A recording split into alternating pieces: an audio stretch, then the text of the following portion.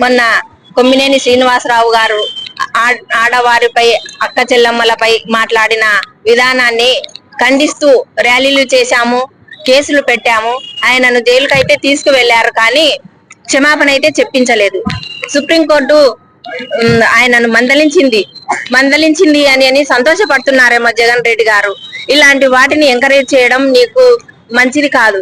వాళ్ళు చేసిన తప్పు అని చెప్పాలి. ఇన్ని రోజులు నా అక్కలు నా చెల్లమ్మలు అని చెప్పి సంబోధించారు. ఇప్పుడు కూడా మీ అక్కలు మీ చెల్లమ్మలే కదా. మేమంతా కూడా అమరావతి చుట్టుపక్కల ఉన్న వాళ్ళను ఇష్టానుసారంగా మాట్లాడుతున్నారు. అలాంటి మాటలు మాట్లాడొద్దు. ఆడవారిని మాట్లాడిన వారు ఎప్పటికీ బాగుపడినట్లు చరిత్రలో లేదు, ఇప్పుడు లేదు. మొన్న మాట్లాడిన విధానాన్ని అందరము కూడా ఖండిస్తున్నాము. జగన్మోహన్ రెడ్డి ఇలాంటి వ్యాఖ్యలు చేసే వారిని నీ చుట్టుపక్కల ఉంచుకుంటే నీకు కూడా చాలా ఇబ్బందికర పరిస్థితుల్లో ఉంటావు. నీకు కూడా జైలు శిక్ష పడుతుంది.